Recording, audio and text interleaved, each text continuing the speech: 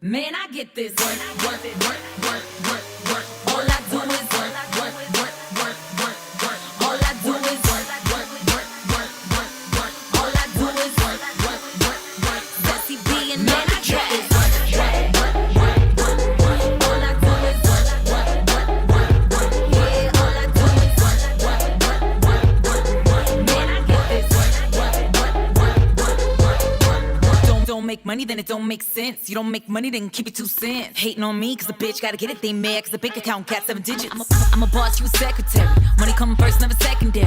Like Montana, ain't never worried. My diamonds cold like February. Everyday basic, can't understand it. That's why they talk shit, cause they can't stand it. Pussy on a pedestal, you can never buy it. Get a little ratchet, but don't even try it. Got my own money, but I love to get it for me. So I put it in the savings and I get the interest on it. If I want it, I can get it. You don't need a co-signer. I got 700 credit, independent, don't forget it. All I do is work. All I do is work. All I do is work. Man, I get this work. All I do is work. Yeah, all I do is work. Man, I get this work. Burn bread, no toaster. My girls bankroll like Oprah. Paparazzi wanna get a close up, so they always there when I show up. Got a car in the crib and a bag full of chips, so your man always begging for a call and a kiss. Pretty girls working, I know he wish he could move at the job to the boss of the shit. Wanna employ me? How to put him in his place like an employee. Make a little space for your girl to breathe. Inhale, exhale, now back to work. They say my name is a compliment. Bitches mad cause the queen's so confident. Presidential, y'all just copy it. Go sit your ass down where the lobby is. Let's go, ladies and gentlemen. Welcome to a new episode of Tuesday Night Football Conversation with the boys. We have a new addition to the mix. Instead of your primary 2 individuals that you're normally used to seeing talk, myself and Peter Lucas, we have an addition to the mix. We are adding Brandon for Forever Faithful Podcast. He's going to be part of our show every Tuesday.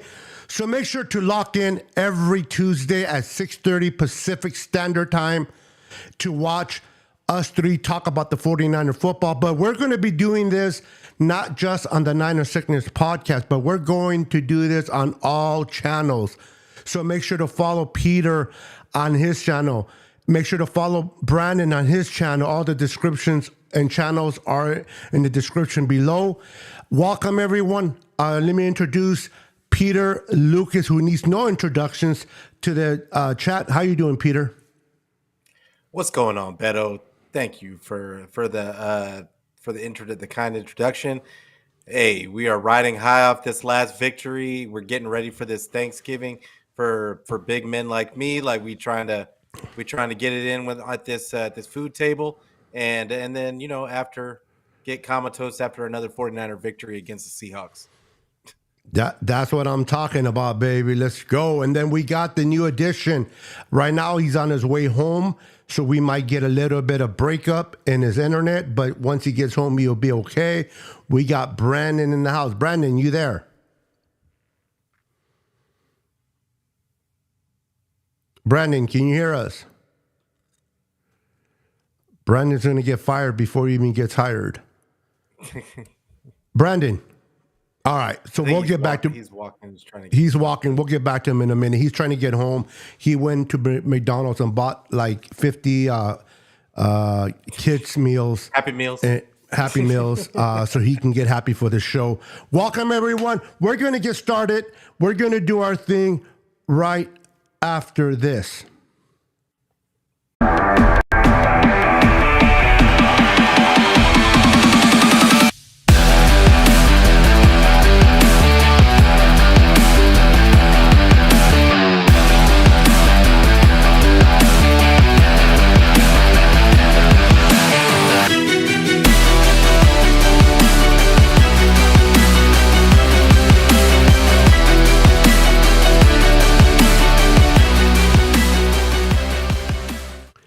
Welcome back, everyone. Welcome back. Oops, that always messes me up. Welcome back. I'm going to be doing a new intro, hopefully next Tuesday, if not the following Tuesday for sure, with all of our channels things are going to be a little bit different.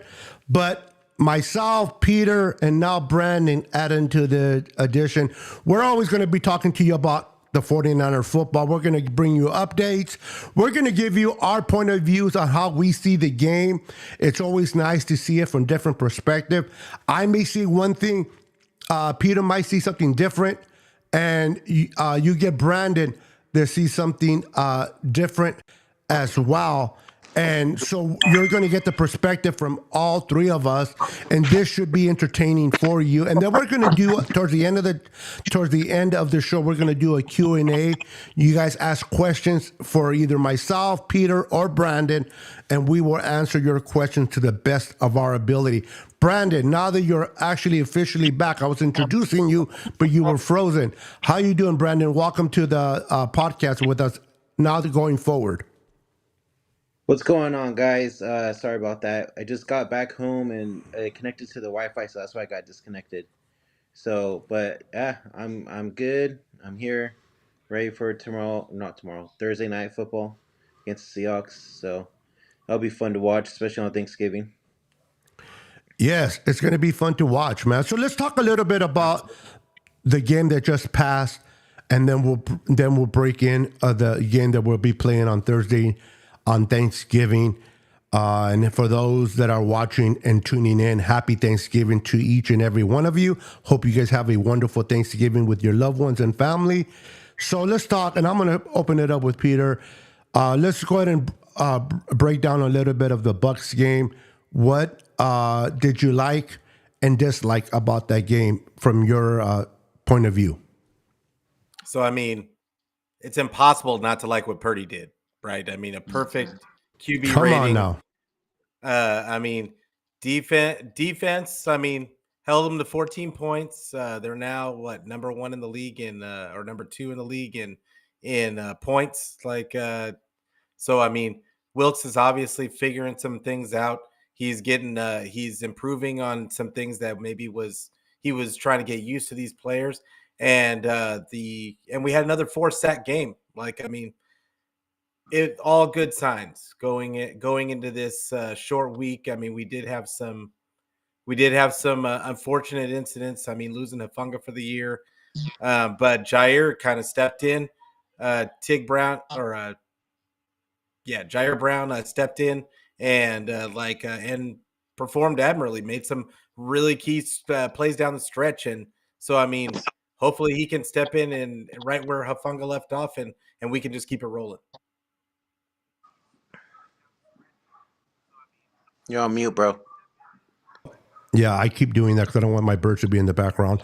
Thank you for bringing that up. So, guys, Brandon, tell me your. I know we talked a little bit right after the game, but for the sake of this show, what did you see? What did you like and what did you dislike about the game against the Bucs? And I want to get your thoughts on Brock Purdy too, for all the haters that are still out there hating. Because if I'm not mistaken, you were a big Trey Lance supporter. But now Brock Purdy has won you over, correct? Yeah, well, like I told you on Sunday after the game when we went live, never disliked Purdy at all. My only question was how he was going to be come start of the season with his elbow. Um, I also wanted to see Trey Lance, but things happen and Purdy came out and he was looking good. So the fact that he is looking phenomenal so far and looking like MVP candidate for this season. I mean, shit, we're tied with Eagles and Chiefs for Super Bowl odds, so that should tell you something there as well. This game, there wasn't anything not to like besides Hafunga getting hurt. Everybody looked great in all three phases, and it was a fun time to watch. Um, just like we talked about again on Sunday, Beto, this offense is really fun to watch now. So that's another thing. So yeah. I'm in mute again. Awesome, guys. Listen, let me go ahead and just start welcoming everybody in the chat real fast. Give them the proper air horn or royalty entrance. I like to acknowledge, because I'm a firm believer, and I believe you guys would agree with me, that we love to do what we do, come on here, do our podcast, but without the viewers, it'll just me, Peter, and Brandon just hanging out. So you guys are the true MVP of the show each and every time. So let me go ahead and acknowledge VZ. I don't know if I pronounced that correctly. 408. Welcome, my brother. Welcome. We got Jimmy PS in the house. What's up, Jimmy? We got my boy, the Shaw Show. Ancho, how you doing, brother? We got Daniel Burry Sports Highlights in La Casa. What's up, brother? We got Daniel Cantu in the house. What's up? We got Ismael Ortiz in La Casa. What's up, brother? Welcome to the show. Welcome to the show. We got my boy, my brother from my different mother, Rick Diaz. What's up, brother? We got royalty in the house. East Coast Red and Gold podcast, Jess. For those that don't understand what I do, the air horn is always for the gentlemen, and the royalty entrance is always for the ladies that are in the chat, so that you guys are aware why I do what I do. Always give the ladies a special treatment, because we all need them. Yeah, for sure. Rick Diaz says, "What's going on, Peter? Let's go Niners. Are you guys ready for Thursday night game?" I'm ready to run. I'm ready to run towards the turkey. Yeah, exactly. Ismail, I got Ismail. Let me go ahead. Dina Harvey in the house. Royalty. My girl, Dina. Welcome. Let me, before I start answering questions or comments, let me go ahead and make sure I acknowledge everyone. We got John in the house viewing. How you doing, John? We got, let's see here, Eddie Woods in the house. What's up, Eddie Woods? Good to see you. What do we got here? All right, so that's it for now. All right, guys, so I will be looking at the comments, bringing up comment now. I'm going to be clear real quick. I may not always bring everybody's comment on here. I'll bring the ones that I feel that are interesting to bring up. So don't feel left out, or he don't love me, and so forth. I try to get engaged, especially when we have two other gentlemen on the podcast. It's harder to look at the comments as I would normally do when I'm doing solo show. This show Tuesday nights, every Tuesday at 6:30. It was always me and Peter. We're not bringing Brandon into the mix. It'll be always. As long as we are available. Things happen, people get sick, people are busy. So it's always nice to have three, because if one can't make it, at least there's two that can do the show, and so forth. But every Tuesday, we're going to try to bring you a show at 6:30 Pacific Standard Time for your entertainment and information.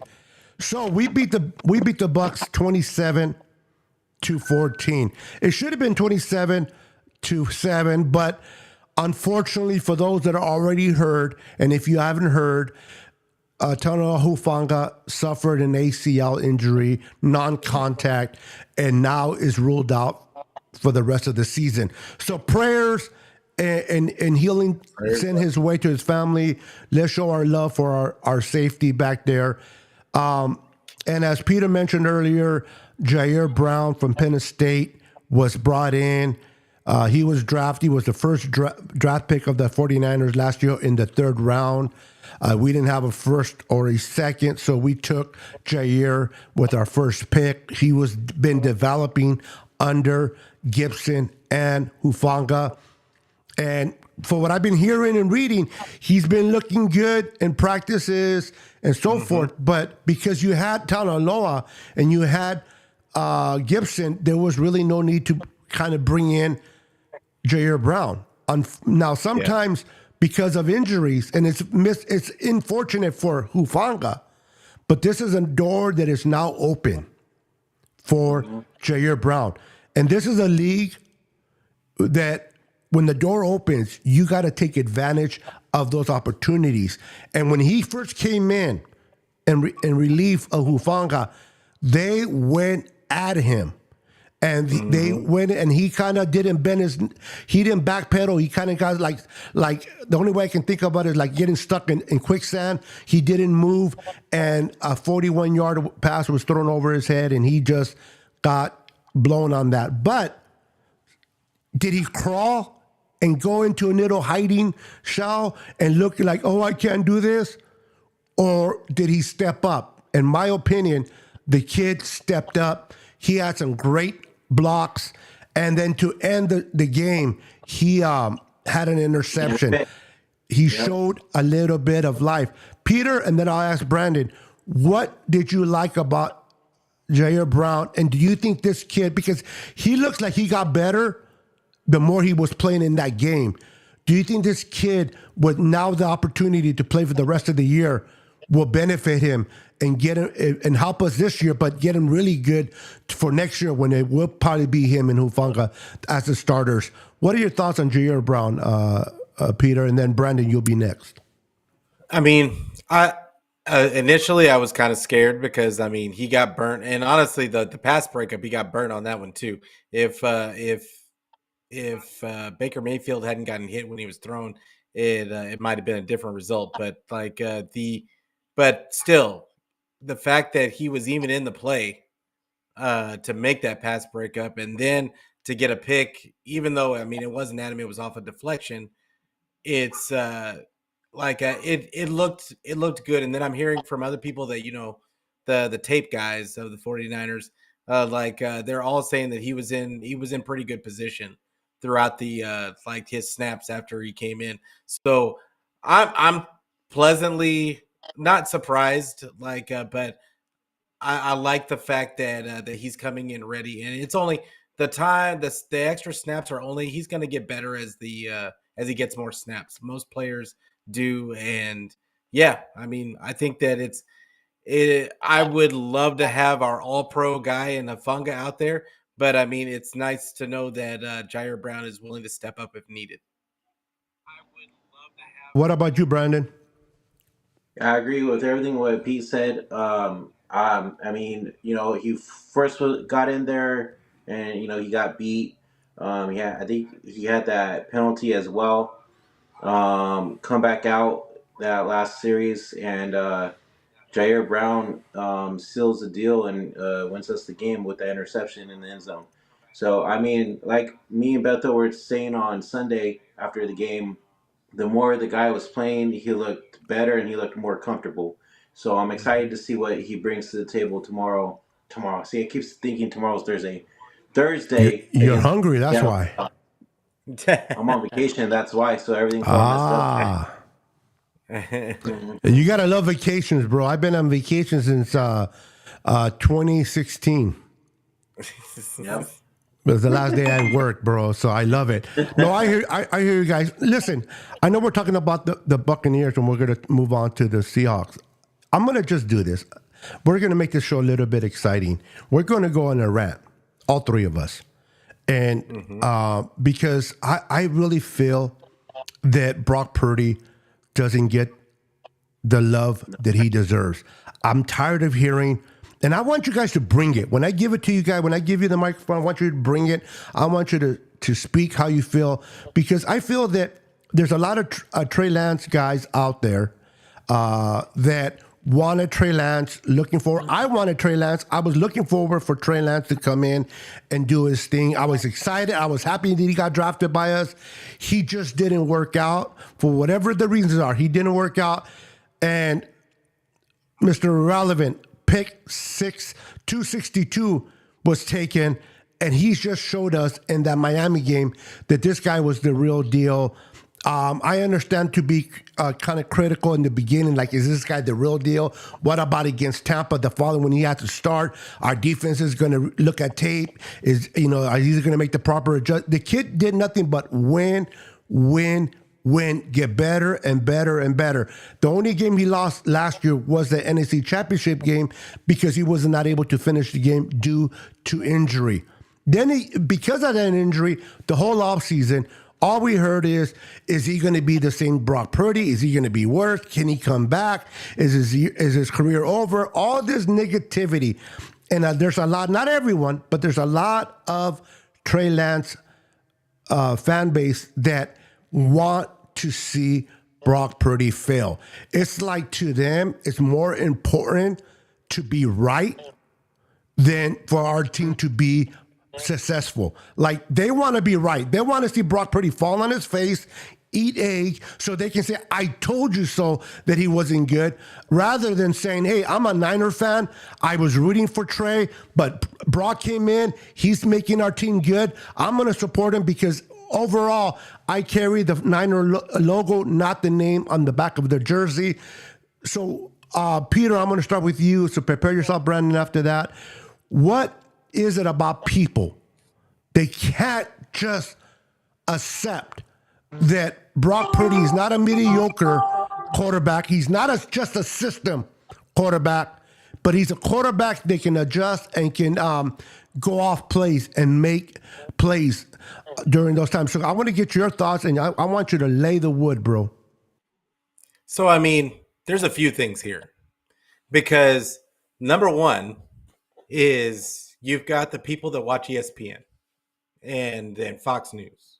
So you got those people that listen to the Stephen A. Smiths, that listen to the Shannon Sharps, that listen to the Nick Wrights, and honestly, they're swayed by what those guys tell them, like because they're supposed to be experts, and I would say a majority of people want to listen. They just want to listen. They don't want to come up with their own thoughts just from just watching the games, and it's unfortunate, but I like to just watch the games and come up with my own opinions. But when you listen to ESPN's and the Fox News's, what you're going to get is a bunch of rhetoric, a bunch of nonsense. They're probably not even watching the games. They're just giving a bunch of notes to talk about before they go on air. So I don't entirely fault them, but at the same time, watch the game. Like, I mean, if you're watching the game, then there's no way that you could come away from watching one of Purdy's games and think that he's been any less than spectacular. And even in the losses, like he played well in the majority of those games. Did he have a couple of mistakes? Yes. Does every single quarterback in the league make mistakes, including the Mahomes, including the Herberts, including the Josh Allens? Absolutely, they all do. But I think people hold Purdy to a different standard. They want to confirm their own biases because of the fact that he was picked in the 7th round. So everybody wants to confirm the fact that there's a reason why he was picked in the 7th round. And once the draft is just a way for you to get in the league. I mean the GOAT in Tom Brady was drafted when? 6th round? Yep. Like it's a lot of great quarterbacks were drafted in later rounds. Was Montana a first rounder? No, he wasn't. Nope. Like, I mean, the list goes on and on. Like, there's a lot of great quarterbacks that were not drafted in the first round. And I think that is just a common misconception about the position, is that you have to have all of the physical attributes to be a great quarterback. When the reality is it's really about what's up here, making the reads and inside your offense and executing. And that's what Purdy does, is he executes. Now, yeah, another thing is a lot of people like to give him stuff about having Debo, about having Kittle, about having CMC and all the weapons that the 49ers have. And they take away his credit because he has weapons. Okay, well, did Montana have weapons? Absolutely. Yes. Did Steve Young have weapons? Absolutely. Yes. Did Jeff Garcia have weapons? Absolutely. Yep. I mean, people were talking about Cap today. Did Cap have weapons? Absolutely. Like, so there is no quarterback that does historic things without having historic weapons. It's not, and you want to go back and look it up, look it up. But that's kind of where I'm at with the whole Purdy hate. Is it's just that a bunch of hate, and people just want to confirm their own biases, and they didn't think that he could be anything. They want to blame it on oh well, he'd be nothing if he went to Jacksonville. Well, he wouldn't be nothing if he went to Jacksonville because their coaching sucks. Yep. It just depends on where you're at. Do you have a good coach? Do you have a good system? It doesn't matter. It doesn't matter where you're at if you don't have things to make you succeed. So it really doesn't, and I think that's really what it comes down to. But yeah, that's kind of where I'm at with it. I agree. And before I pass it to Brandon, I just want to just make a point that Brandon's a little younger than myself and Pete. I'm the oldest of the group. I've been watching 49er football since 78. I watched 49er football before Joe Montana, before Bill Walsh. I saw when Joe Montana was drafted in the third round from Notre Dame when he sat behind Steve DeBerg, who was the quarterback of the Niners. For years, exactly. Now, people know. Listen, when people compare things that Brock is doing to Montana, a lot of these young kids, and I don't mean to be offensive when I say kids, but when a lot of the young people that haven't watched or never seen Montana play on live TV tend to get upset. Why are you comparing Brock Purdy to the legend? Why are you comparing Brock Purdy to the Hall of Fame quarterback, the best quarterback ever? Listen, I want to just burst your bubble for a minute.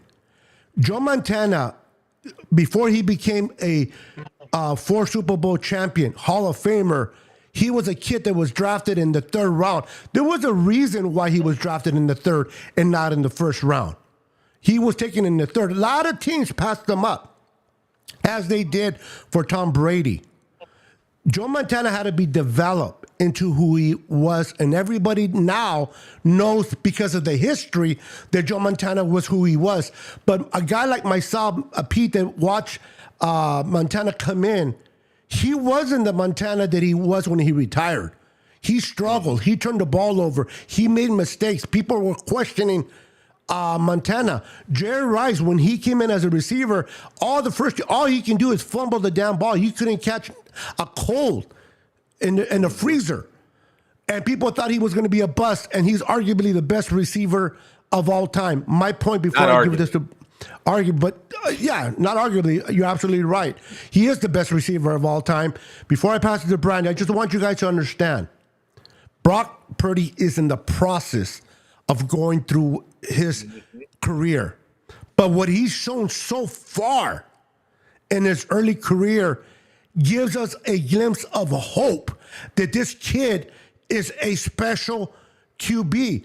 The perfect QR 58.3, the last two quarterbacks to ever do that in 49er history was Joe Montana and Steve Young. That means Garcia didn't do it. That means Kaepernick didn't do it. Alex Smith, all the quarterbacks that went through did not do it. This kid is doing it. We don't know what the future holds. Just like at the time, I did not know Joe Montana was going to be a 4 Super Bowl Hall of Fame quarterback. We got to give this kid a chance to develop and showcase. But I love what I'm seeing today. With that said, Brandon, I want to hear your rant on Brock Purdy. Why are people so much hating on this kid? It's because of the place that he was drafted in. If this guy was a top draft pick, they'd be saying the complete opposite. It's ridiculous. It's annoying. That's and a good point. Who gives a flying fuck about what these fuckers say? Sorry for the curse words, but it just pisses me off. I watched First Take yesterday, and guess what? Of course, Shannon Sharp. He says he has all these weapons. That's why he's doing so good. Blah blah blah blah blah. I'm like, dude. So did Patrick Mahomes. So does Josh Allen. So does Jalen Hurts. So does Tom Brady when he was playing. So did Peyton Manning. Like, you can name all these quarterbacks that had a bunch of freaking great players around him. Like, that doesn't matter. Let me put it this way, dude. With the numbers that Purdy is putting up right now this season in this season's football, compare Jalen Hurts and Brock Purdy. I actually sent you a graphic on Twitter if you would like to bring it up or not. Um, Purdy has better numbers than Jalen Hurts, and tell me why he's still not getting talked about on how great he's been playing. Why is he not in the MVP talk like Jalen Hurts is? Um, it's because of these draft picks. This whole so-called where you're drafted at, right? Doesn't matter, like what Pete said. Doesn't matter where you're drafted at. It's just getting into the freaking professional football league. If Mm-hmm. you perform out there the way Purdy has been doing these past 11 weeks, then you know what? Doesn't matter where you're drafted at. If you're proving that you're doing awesome, then you should be getting the praise that you deserve. And honestly, I think Purdy should be in the MVP talk right now. Point blank. Absolutely. Period.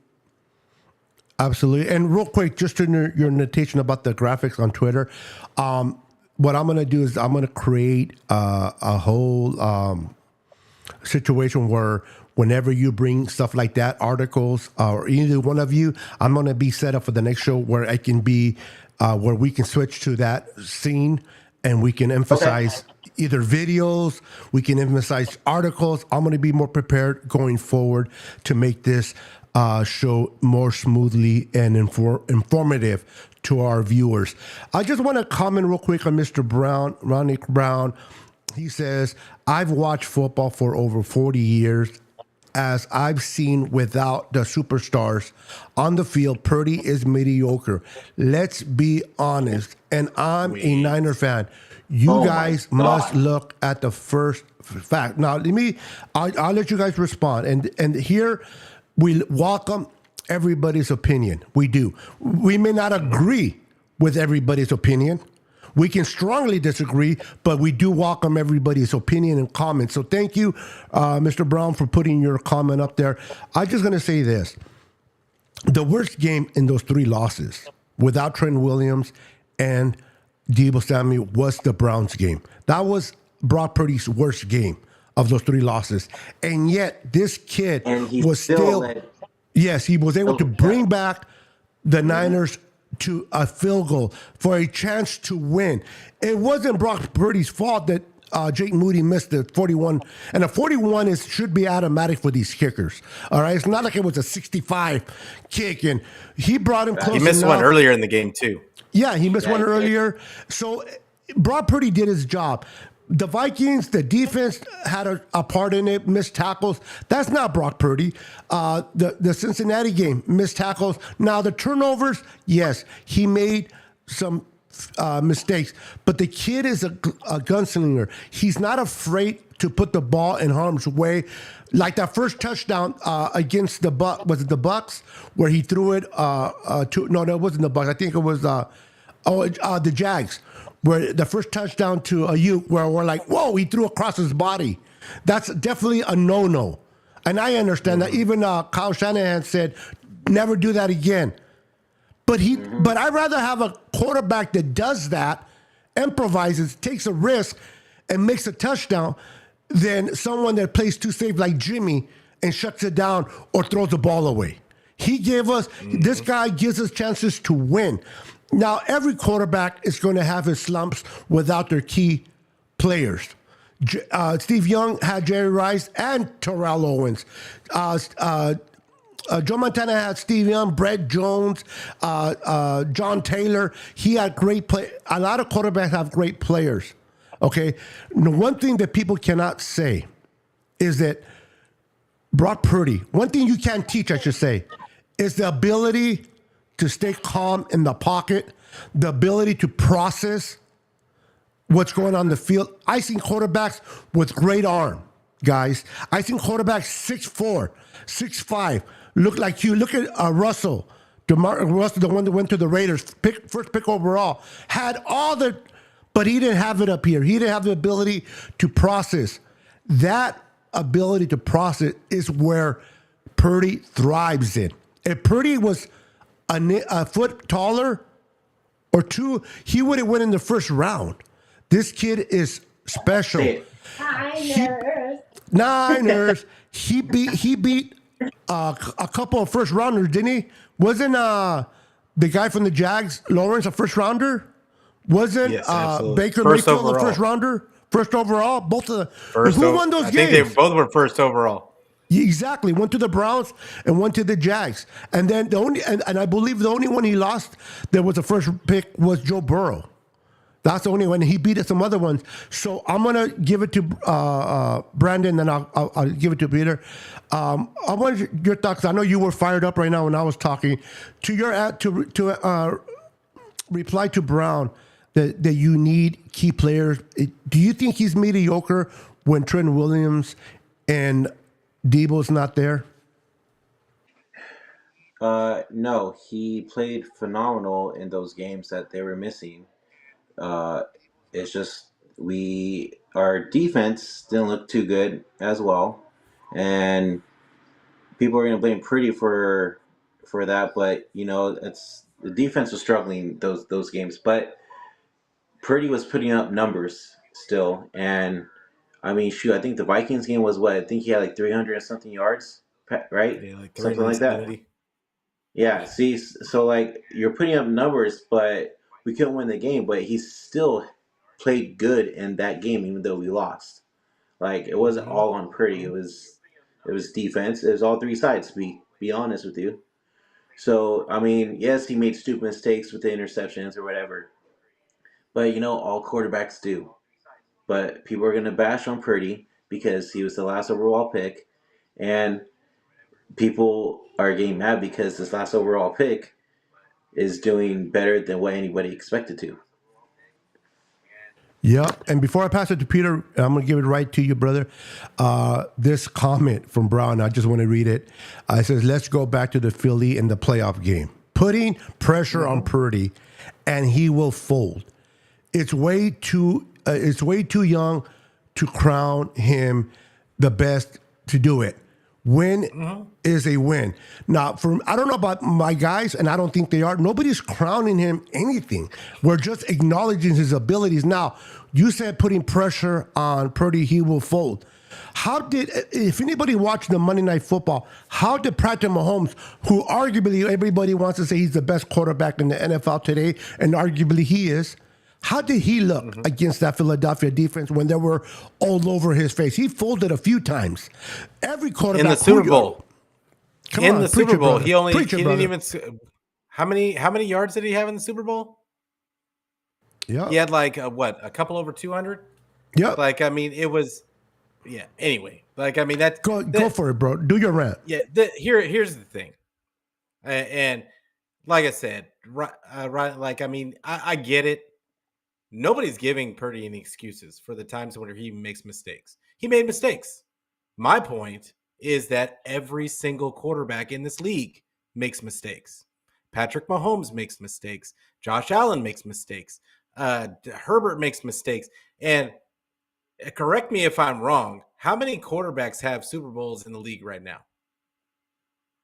That are in the league right currently? There's two. Yep. There's two. And this is the thing. So if you're gonna sit there and say, "Oh well, he hasn't won," okay, so basically you're saying only Mahomes and Matt Stafford, who has proven that I mean he had a good team, but he ain't the great. He's definitely not the GOAT, and because he makes mistakes all the time, he made mistakes throughout their Super Bowl run, and they still got a Super Bowl. Like they still got a Super Bowl. So it proves to you right there that he doesn't have to be perfect. Purdy doesn't have to be perfect. He's got a team behind him that can get him there. He's not supposed to be the end all be all. No quarterback is. It's supposed to be about being a team. And this is the thing. We keep talking about, oh, he's mediocre. Like he's like without his weapons, he's mediocre. Most quarterbacks are. Like I don't understand the need to point out every mistake every quarterback makes. The quarterbacks are gonna make mistakes. They're gonna throw picks. There's no quarterback that has gone through a season without throwing a pick. None. ever. Exactly. And if you go deeper back into those all-time greats, they more often than not they were throwing picks. So we need to adjust our expectations. Not just Rodney. We're not picking on you, Rodney. I'm talking about, I would say, as about a lot of NFL fans need to adjust their expectation on what these quarterbacks are actually responsible for. Because it's not just up to them. Some of these picks bounce off a guy's hands. Some of these mistakes, guys were running the wrong route. It's not always the quarterback, and sometimes it is. But you know what? No person in this world, no quarterback is perfect. So there's my rant. Exactly. You want to add to that, Brandon? No, I'm just laughing at what Mr. Brown said in the comment section. He said, listening to you all speak, you all are crowning him based on QBR stat, which we didn't bring up QBR stat at all when we were talking about him. And then he also said, let's win a Super Bowl first. I'm not bashing Purdy. I'm only stating facts. Okay. So he needs to be the third. He needs to be the third quarterback in the league to be considered good.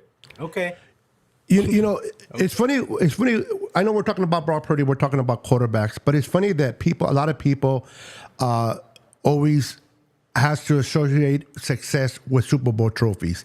That is the ultimate goal, is to win a ring. Absolutely. Nobody's arguing, at least not myself. Nobody's arguing that point. A lot of people say, well, Kyle Shanahan is not a good head coach until he wins the Super Bowl. That's asinine. The guy is a great head coach, a great play caller. Andy Reid, before he won his 2 Super Bowls, was an amazing, always been a heck of a head coach, and he went without a Super Bowl for 20 years. Mark Levy, great head coach for the Buffalo Bills, never won a Super Bowl, but he's in the Hall of Fame. Why? Because the guy can coach. So Brock Purdy hasn't won a Super Bowl yet. The Niners haven't won one. And I understand a lot of Niner fans are hungry. They want the 6th Lombardi trophy. We got to be patient. It's a process. There's 32 teams. How many Super Bowls have been won? People think that winning a Super Bowl is like getting up in the morning, stretching, and getting out of bed. It's not that easy. Listen, to someone that is not, I've been paralyzed, I've been disabled for 10 years. I know how it is to be able to jump out of bed, and I know how it is when you can't walk. People get out of bed like that, no problem. They don't think twice about it. When I was in my wheelchair, guess what? I couldn't jump out of bed. I had to take steps to get from point A to point B that I normally wouldn't have done without my disability at the time. My point of saying all that is this. Brock Purdy is heading in the right direction. He gives us great opportunity to win. Have we won one yet? No. We're going to be tested against Philadelphia in Week 13. Right after this game, we played. Go ahead. I'm sorry, Pete. Jump in there. Sorry. Enjoy the process. No. Don't apologize. Go for it. All I was gonna say is after watching. Oh, it was Brandon. Sorry. Yeah, after watching the Eagles yesterday against the Chiefs, I'm starting not to be too worried as I was in the beginning of the season when we played the Eagles. Yeah, the Eagles. They are a good team. They are 9-1 for a reason. I don't care who you play in front of you. It's not easy to be 9-1. So I will give the Eagles credit because they deserve it. Yeah. Sometimes you win, and I'm not going against what you're saying, but I know I'm heading to your point. I know exactly what you mean, Brandon. They're 9-1, but they're not unbeatable. They're not this super Avengers Philadelphia team that nobody can touch them. They have one loss.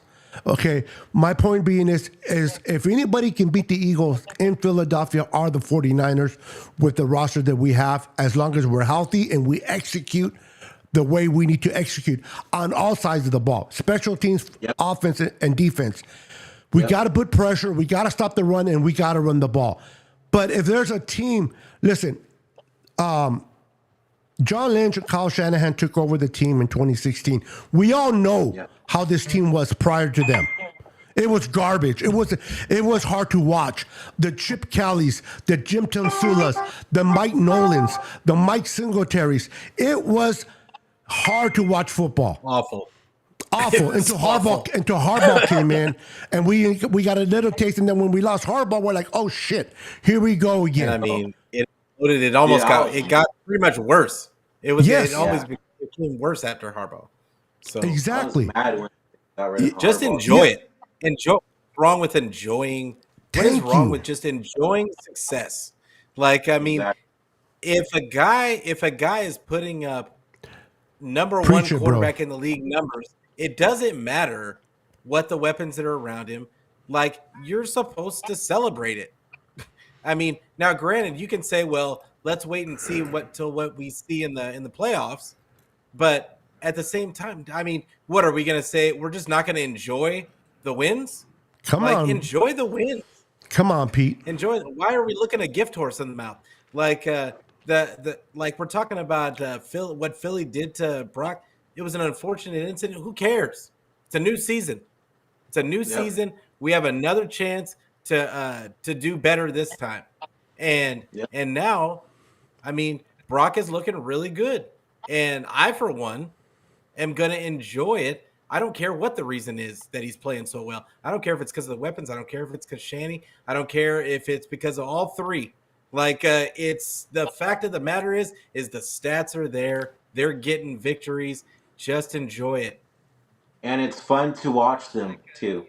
Yeah. Exactly. It's fun. Listen, I want to win Super Bowl, guys. I do.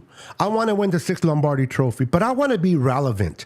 I don't want to be like the Rams where they put all the chips in the middle of the table. Lucky for them, and things have to go right. Some people don't, and I'm going to mention names, but some people don't believe in luck when it comes to football. There's a lot of luck that is involved in football. The Rams are a perfect example. If Tart didn't drop that ball that was just given to him from the sky, this could have been a different conversation for the Rams. There is a lot of luck involved. If that offensive line for the Cincinnati Bengals were not messed up, they would have killed the Rams in that Super Bowl. So luck takes into play. But they won. Now they're suffering. Now they're hurting. Who knows when the Rams are going to get back? My point is this: we did the same thing. We bought our Super Bowl in '94. We brought in a bunch of guys on defense, and we haven't won a Super Bowl since. These guys, Kyle Shanahan and John Lynch, they know how to develop. They know how to draft. Maybe we don't draft very good in the first round. And they brought in a bunch of guys this year. And they brought up. But this is the point that I want to make, guys. Listen. Since when Harbaugh took over, he took over a great team that was mismanaged and got to the NFC Championship and the Super Bowl. When Kyle Shanahan came in with John, they had this team was shit. They got rid of everybody but 4 players.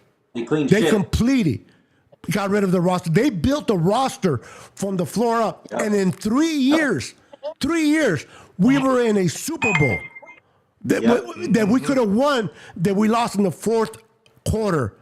People With forget a mediocre that. quarterback. With a mediocre quarterback. People forget about that. And 3 years of Kyle and John, which is Kyle's the first-time head coach, John's the first-time general manager, came in, and 3 years we were in the Super Bowl salary. Cowboys have not even made it to the freaking championship game. Forget the Super Bowl. Teams have not. Detroit is trying to get there. We are so spoiled because Everybody's of the 5 trying to Super get Bowls. there. Yeah, but I think the Niner fans are so spoiled with the 5 Super Bowls. Like we're this, right? And it is hard to it's get not to a all Super Niner Bowl. fans. It's not all Niner fans. It's just a select few that True. Okay, I think I stand corrected. Yeah, you know, It's it's just a few people that they go overboard, and it's quite frequently the people that have been around for all of the Super Bowl wins and see that they have this sense of expectation that, you know, this expectation of excellence because we're the 49ers. It's not that simple. It's not that simple. There's 32 teams in this league, and all of them won a Super Bowl. They're all trying to build their teams to win one. Exactly. It's like those same fans that said Jimmy Garoppolo wins us games, right? You know what I'm saying? There's the same ones that are bashing Purdy right now. Yeah. You get listen, football is hard to win. It's hard to win games in the NFL. Okay, it's hard. You know, when we went on a 3-game losing streak, people are ready to give up. Niners, oh my God, Brock Purdy this, the Niners defense this. Fire Steve Wilkes. Steve Wilkes. This has been running this defense very well. Okay, the whole fact about moving from the booth to the field. See, to me, that was not the adjustment that got us back winning. Okay, anybody that wants to argue with me, let me know, and we'll get into it. Okay. Moving Steve Wilkes from the booth to the field was not the adjustment that made us win 2 games. Moving Isaiah Oliver from the corner spot and moving Lenore in there with a faster ability to cover was the difference of us able to cover more on the backfield. Now, did it hurt having Steve Wilkes in the field? Probably not. He's able to communicate with his guys right on real time, right there they're and then. loving it. Yeah, so that's not nothing negative, but that's not the reason why we started to play better on defense, because it had nothing to do with Wilkes moving to the field, and now they're tackling better. What does missed tackles have to do with being on the booth? Yeah, I think, and also I think having Chase Young on the team helps out a lot too. I think that gave him a boost of confidence as well. Just like how adding McCaffrey last year on the offense gave them that boost as well once McCaffrey was in, right? Yep. Yeah, and then there's the aspect of that there was a lot of gang tackling. The minute they got back off of the bye, you saw a lot of gang tackling. Before that, guys were getting left on islands, and if they missed the tackle, there was nobody around to make to clean it up. And in that game specifically, this last game we kind of slipped back into the leaving guys on islands a little bit, but it wasn't to the point to where it had been in previous games. But yeah, I think that he made there was more of a schematic difference as far as having guys gang tackle and just kind of everybody flowing to the ball. So I mean, I think that was a huge difference in the game plan as well. Exactly. I just want to real quick welcome Joe Stevens. He is a good friend of mine. He's a Seattle Seahawks fan. Good luck on Thursday on Thanksgiving, my friend. Let's welcome David Henry. Emerson, how you doing?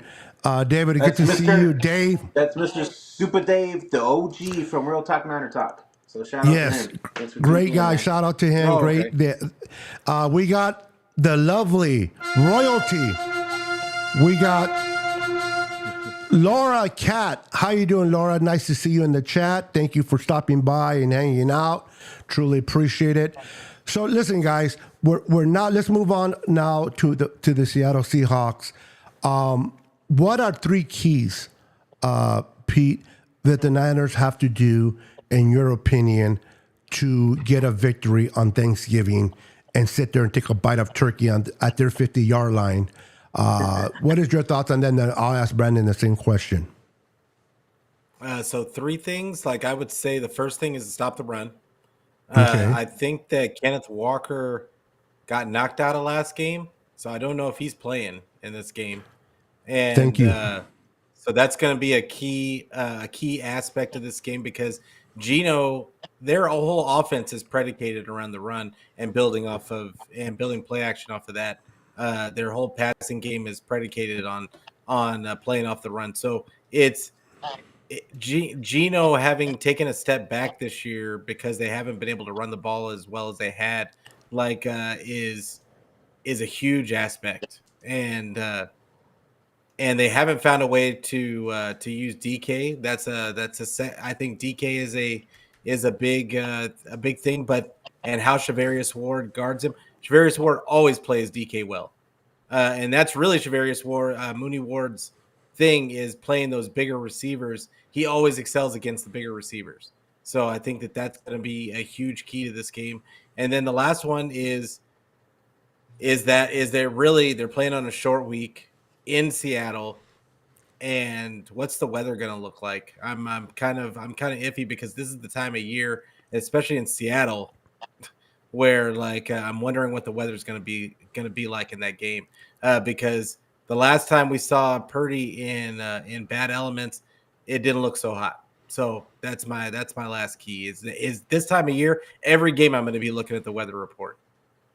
Real quick, since I have Joe Steven, and he's, like I said, he has his podcast for the Seahawks. If you ever want to know about the enemy, guys, make sure to follow Joe Stevens' podcast if you want to know about the Seahawks. I said it's sunny and 40. Yeah, David said Walker will not play. I know he got hurt the previous game against the Rams. Now, I want to ask Steve, who follows the team. Steve, is there any, I don't want to say truth to that, but is that what Dave said? Is that accurate about your running back? Is he not going to play on Thursday? Or is he day-to-day basis? Please let us know in the comment just to confirm. We should have brought him on. Yeah.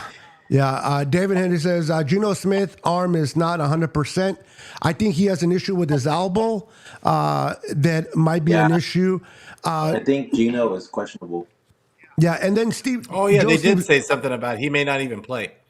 Yeah, and Joe Steve says, you all have to run the ball, stop the run, and apply pressure on Geno. And that's something that I think that if the Niners are on their A game, can do. They can definitely stop the run. Now, the Niners run stopping ability this year hasn't been great.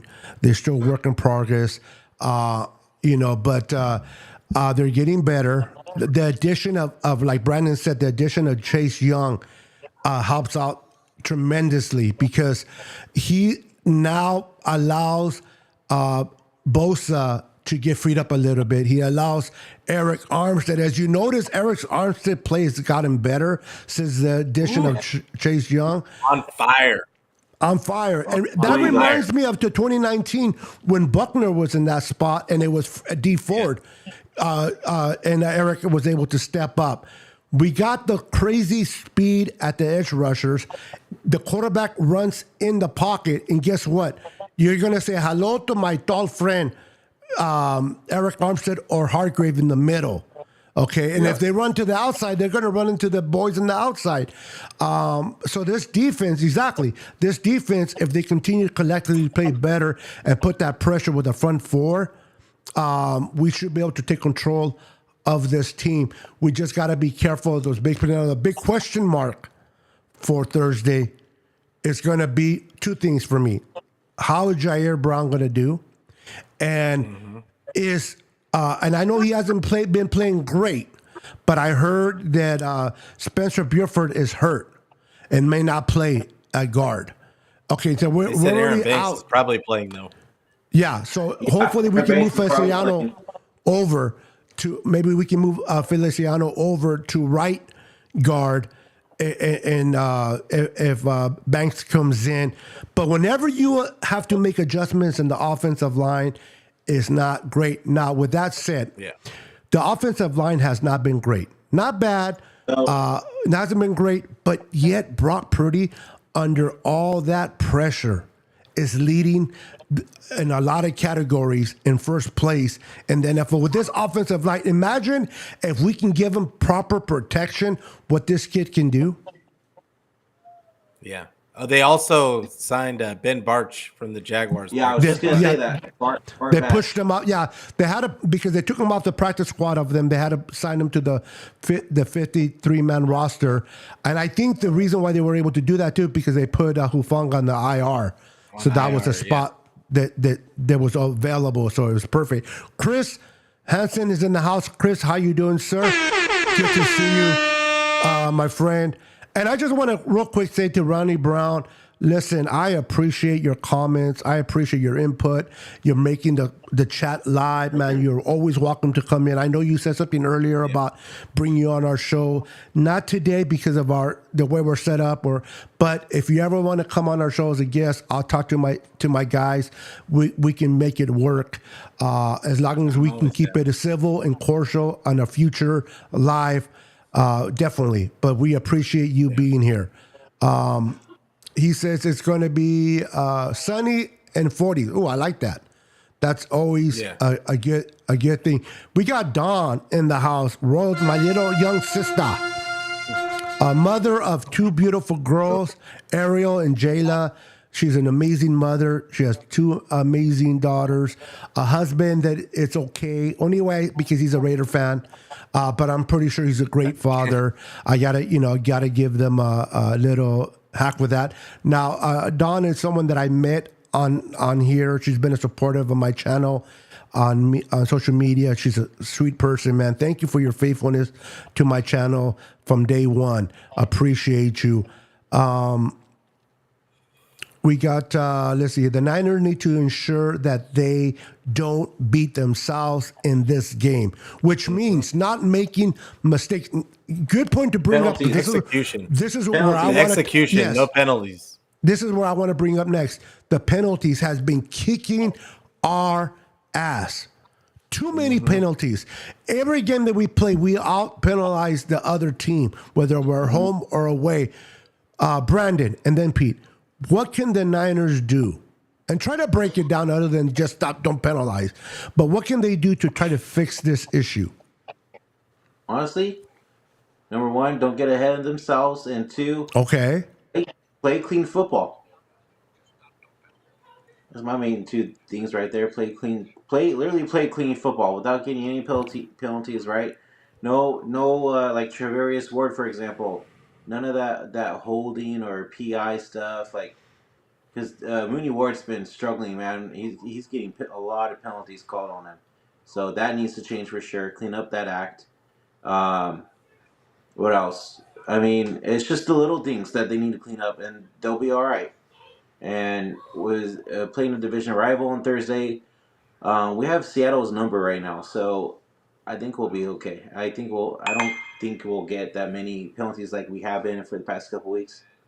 As long as they play clean football, man, we could just get a nice dub, enjoy some turkey breasts on the Seattle logo, and call it a great Thanksgiving. I'm telling you, man. It's but the good thing that Brock Purdy has won there already, so he's familiar with that crowd. He's familiar with that environment, so that's a plus. Anything you want to add to that? To the comment that Brandon just said, Mr. Pete?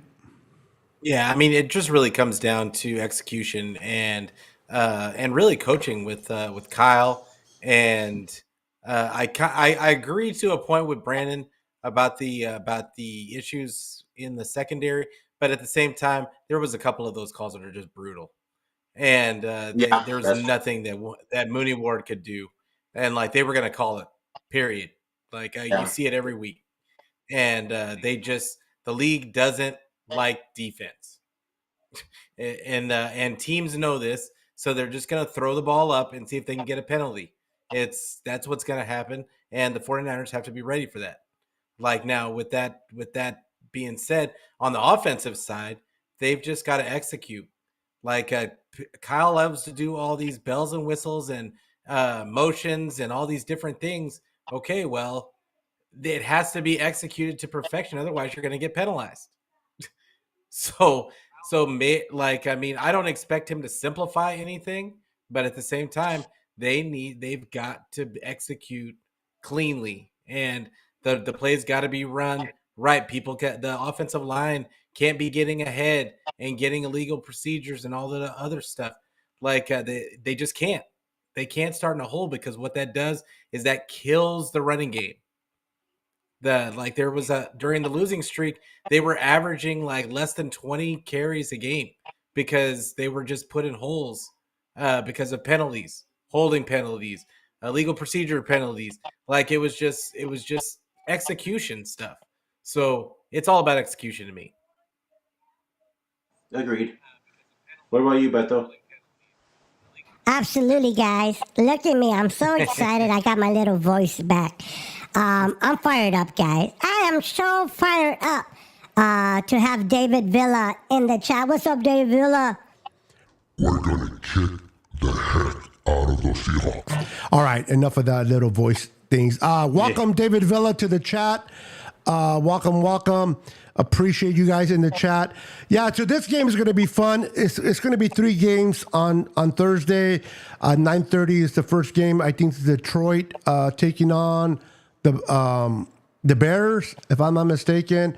And then it's the Packers and Vikings, or Cowboys and Commanders and then it's going to be the Niners at Seattle. It's going to be fun to watch this game on Thanksgiving, having Thanksgiving with the family, enjoying the families together and enjoying football. I can't wait for this game. Pete, is this a must-win game in your opinion?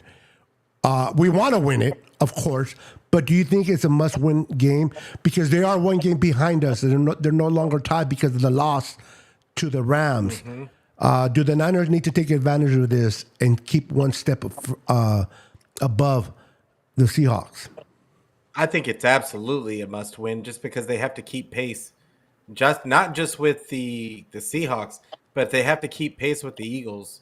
They can't they can't get any more behind. Like they still have a chance to when they play the Eagles to catch up record-wise. So I mean the Eagles probably are going to lose at least one more game, and then the 49ers play them as well. They've got a couple of must-wins in my opinion in order to set themselves up for the playoffs. And it's going to be, but this key specifically division-wise is key. Like they cannot get one game ahead and then lose that advantage. Like so yeah, I definitely think that this is a must-win. And I'm going to ask Brandon the same question. I also want to agree it is a must-win, not only because, like you said, we want to keep up with the Eagles, but in my opinion, I'm definitely keeping an eye out on the Lions. Everybody wants a bye. I understand, but I want to play 2 home games instead of 1. If we went up in the 3rd spot, we're going to have, as a division champion, we win our division, we'll get a home game. But if you're in spot number 2 at the worst case scenario, you're going to have 2 home games instead of 1 before you have to go over to Philly and play Philly. And if Philly loses by any means, it happens, then we can host the championship in Levi. So to me, it's catching up and taking advantage of the Lions more than the Eagles. And if the Eagles stumble more and we get that, great. But my eyes are more on the Lions than the Eagles right now. Brandon, what's your thoughts? Is this a must-win game for you? Yes, it is. For one, and why? It's because it's a divisional matchup. For one, okay. And 2, we gotta like you guys said, we gotta stay up with Philly and Detroit. If we can't get that 1 seed, we at least gotta get that 2 seed. So we continue to keep grinding and winning games. We'll be all right. We'll be all right for sure. Mind you, we play Seattle. We play Seattle Thursday, Philly, and then Seattle again. So it's a tough 3 games. So. Yeah, and then we move on a little bit, and then we have to face the Ravens on Christmas Day. So it's going to be interesting to say the least. Real quick, Don says, like I was saying before, the husband has not been watching the Raiders at all. I don't blame him. This year, he's been watching Niners. He's a smart man. Who wants to win? Who wants to watch trash play? But I'm just messing on with the Raiders. Hey, he could be worse. He could have been a Cowboys fan. Definitely. Chris says there's gonna be stupid flags on the Niners bucket. Yeah, I hear you. I don't want it, but I hear you, man. It sucks. And hey, on a note, the Rams have swept Seattle. Isn't it funny in the West, guys, that Seattle always has the Niners number, but the Niners have the Rams number, and the Rams have Seattle's number? How it works. And then the only one that are stupid that has nobody's number is the Arizona Cardinals. They're like the retarded kid in the corner that nobody pays attention to. You know what I mean? And I don't mean to offend anyone. If I shouldn't have said that. I take that back. But you guys know what I meant. Brandon, bail me out here because I just put myself in doo-doo. What's your thoughts on anything? Who's that? What's the name of your cat? I'm drowning over here. Freaking, I don't know if my friend's cat. Stupid me, man. Well, I apologize if I offended anybody. Here's my question to you guys. Who's your guys' X factor going to Thursday's game on offense and defense? Ask the question again. I'm sorry. Who's your X factor going into Thursday night offense and defense. Okay. X Go ahead. factor. I'd say George Kittle. George Okay. Kittle on offense, and then on defense, I'm gonna go. On defense, I'm gonna go. I mean, it's got to be. It's got to be Dre Greenlaw, Okay. just with the run game. I All like it. right. I like it. I like it. And for me, I'm really looking forward to seeing Debo Samuel having a big game against Seattle. He usually does. I want Debo Samuel to step up. He did great against the Bucks, but I want Debo Samuel to step up, and I think he will. So that's my X factor. Debo Samuel offensively, and on defense, it's going to be Chase Young. I think Chase Young will get 2 sacks in this game. He will bring the pressure. So defensively, it's going to be Chase Young. Offensively, it's going to be Debo Samuel. What about you, Brandon? For me, it's going to be. I'm going to say Brandon Ayuk has another big game on Thursday, and defense. I'm going to say Nick Bosa has 2 sacks and a strip sack fumble. Oh, look at you. I like it. I like it. So, okay, as we finish the live, because we're past an hour a little bit, game predictions. Peter, what's your game prediction, and how many points did the Niners win by? I think the 49ers win this game. I'm gonna say 21-10. 21-10. Wow. Oh, I love it. I love it. What about you, Brandon? What's your score prediction? I'll say 31-17. 31-17. So we get back into the 30s against this game.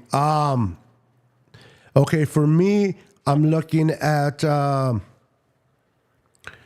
let's see here. Their corners are pretty good. I'm going to say it's going to be 24-17. It's going to be a little closer than when people want it to be, but we get the victory 24-17 Niners. People in the chat, please feel free to give your predictions as well, and I'll look at them later on, and we'll do a game later. Maybe next Tuesday, we'll talk about our predictions on the show as well. I'm going to, just to let you guys know before we go, we're going to make this show really, really funner than it has been. We're going to do giveaways. We're going to do predictions. We're going to do little categories. And I'm going to get my boy Peter and Brandon involved. We're going to go head to head. We're going to try to make it as entertaining as possible, as much as informational as well about the team. So make sure you're not only subscribed to my channel, but make sure to go over to Pete channel, Niner Fanatic Podcast, and subscribe to his channel. On YouTube, make sure to go over to Brandon's channel, Forever Faithful Podcast, subscribe to their channel, because we are always going on all platforms. Support us as we bring you entertainment, as we bring you information. Please just return the love by supporting our channels and hitting the like button. It doesn't matter where you watch the live, but go to each of the channels and hit the like button, because the like buttons allows us to go out there on YouTube to share our videos with other Niner fans so that we can grow. With that, anything going on your channel, Pete, into next Tuesday? What do you have going on? So I'm gonna do a pregame before the game, and then and then an instant reaction show like right after the game. So tune in for that. Niner Fanatic Podcast. I'm on YouTube. I'm on Twitter or X, whatever you want to call it. I'm on Facebook. I'm anywhere where you can get your audio podcast. I don't care where you get it. Just get it. I love it. Okay, Brandon, put in your information. Next week, we're going to have everything in the description properly. But for today, Brandon, what do you have going on, and how can they get a hold of you? So I'm probably gonna do a pregame show with the guys, Christian and Dion, sometime this week. I'm not sure. Probably after Thanksgiving, or actually a post-game show, I should say. not pregame because we play Thursday. But we're also on YouTube. We're on X. We're on Facebook, TikTok, Instagram. It's all spelled out for Faithful Podcast. So, make sure you hit that subscribe button and follow us on all platforms. We're also on audio too. You can find us on SoundCloud, Spotify, Apple Podcasts, iHeartRadio, all the good stuff where you listen to your audio podcasts while you're in the car driving to work or going home, stuck in traffic, whatever. We're on there. So make sure you guys go follow that stuff. Awesome. Real quick, before we go, do you have about another 2 or 3 minutes, Peter? Oh, yeah. Okay. Brandon, you good? Yeah. Okay. Before we say goodnight, I'm going to be giving away another of all gas, no brakes patch to a lucky winner tonight as our way of saying thank you for being viewers on our podcast. Everyone, pick a number between 1 and 100. Everybody in the chat, pick a number between 1 and 100 for the opportunity to win an all gas, no brakes patch tonight. So in the comments, real quick, let's try to make this as quickly as we can. Pick a number. Do not duplicate. Brandon, if you see a duplicate number, please let us know so that they can pick up another number. But there's only 13 right now, so it's going to be hard to duplicate. But pick a number between 1 and 100, and then we're going to pick the random number. If we pick your number or you're the closest to the number, you'll have an opportunity. Not an opportunity. You will win this patch tonight. That's our way of saying thank you for watching our channel. No numbers. Nobody. Should I change the patch? Okay, here we go. Here they go. Here we go. We got 77. Laura. Daniel Cantu has 39. We got Ronnie says 13 for Brock. We got David with 57. Dre Greenlaw. We got the old Ronnie Lott, 42 from Dina. We got the Warner, number 54 for Don. Anyone else? Anyone else for this beautiful patch? There's quite a few in here. And there's only a few numbers.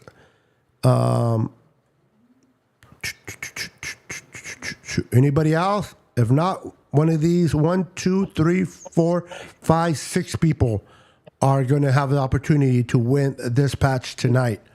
And I will send it out to first thing tomorrow. Once you provide me the information that I need to get it out to you. 1, 2. All right. So it seems like there's just 6 of you. Good luck to all 6 of you. Let me see if this works. Alexa. If not, I'll do it again. Hey, Alexa, pick a number. Hold on. Maybe I got to. If not, yeah. Let me try to see if it works. If not, we'll have you do it. Alexa, pick a number between 1 and 100. Good evening, NSP. Here's a number between 1 and 100. It's 25. 25. You guys hear that? 25 Yep. is the lucky winner. So who is closest to 25? It is Rodney Brown. With 13. And look it. He won with the Brock Purdy number. I gotta love it. I gotta love it. There you go, Ronnie. Hey, congratulations. Send me an email, Ronnie, to Niner Sickness Podcast. Oh no. Is it Niner Sickness Podcast? God, you know what? Give yours, bro. I have so many emails that some of them are not working. I gotta fix that together. Give yours, Brandon, and you can pass it to me. All right. Send it to foreverfaithful49@gmail.com. And it's Forever Faithful with 2 I's in faithful. All lowercase. So Forever Faithful podcast. What's the number? 49. Okay, so Forever The Faithful number 49 with 49. 2 eyes Yep. at Gmail. Make sure to send it Here, I'll to put it Brandon. in the chat. Hold on. All right. This way you guys can do it, and we'll be more prepared next week. Real quick, as we're waiting for that, Pete, what are you doing for Thanksgiving, my friend? If you can share. I mean, we Okay, eating there we go. We got all it. day, all day. Plain and simple, And baby. then- I love that answer. Yeah, we eating all day, and then we eating sea chicken later on in the day. Like I mean, For dessert, I'll mix right? them up with my leftovers. Yeah, I'll Yeah, be we're having them having- with my leftovers. I And love then it. we're gonna do a show celebrating the victory after. There you go. I love You it. should I get love it. it. You sent it to me where? It's in the comment section. It hasn't popped up. But anyway, Brandon, what are you doing for Thanksgiving? Real quick. Spending it with family, going to my grandparents on my dad's side in the afternoon, and then my aunts in the evening on my mom's side, and watching the Niners destroy the Seahawks. So yeah, 49 eating at lots and lots of food. Gmail. 2 eyes for faithful? Yep, 2 eyes for faithful. You know that's not how you spell it, right? I know, but it was already taken. Okay, just making sure. So I put it on there. Tell me if that's correct, Brandon. Yep. I spelled it Faiful. You forgot the TH, brother. TH. Forever faithful. Faith. You put faithful.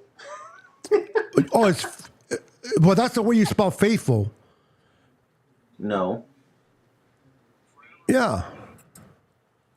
I put 2 eyes and then And it's TH. So you spell the faithful. Okay, you spell it different. Got it. Let me fix it real quick, guys. We'll get it together. here. Let me try to. Real quick, and we'll call it a night because this is getting late, especially where my boy Pete is from. He's 2 hours ahead of us, and he has to be at work tomorrow, so I want to take consideration of his time. Brian Young, welcome for coming in, brother. Welcome. Hit that like button. Make sure to hit that like button on everybody's channel. Let me fix it again real quick, and we'll get out of here with a smile. Forever faithful. There, try that. 49 There, at Don. is it I have it. there it is. I don't know how you sent it the first time, but I don't know either. I don't know what happened. oh wow, okay. Got it. There it is, guys. There it is. All right, guys. Thank you for tuning in. We took a little bit longer than usual. We go for an hour, not an hour and 20 minutes. My apologies to Pete because I do try to consider him. He's 2 hours ahead of me. And I do appreciate Pete a lot. Now we have Brandon joining the gang here on our channel. Make sure to follow us every Tuesday as we go live at 6:30 p.m. Pacific Standard Time to bring you football information, to bring you entertainment. We're going to be doing a lot of great things amongst us three. We're going to do giveaways. Good night. God bless. Enjoy your family for Thanksgiving, and let's kick the out of the Seahawks come Thursday. Niners. Until then, we are out of here. Good night, guys. Late. 10, 9, 8, 7, 6, 5, 4, 3, 2,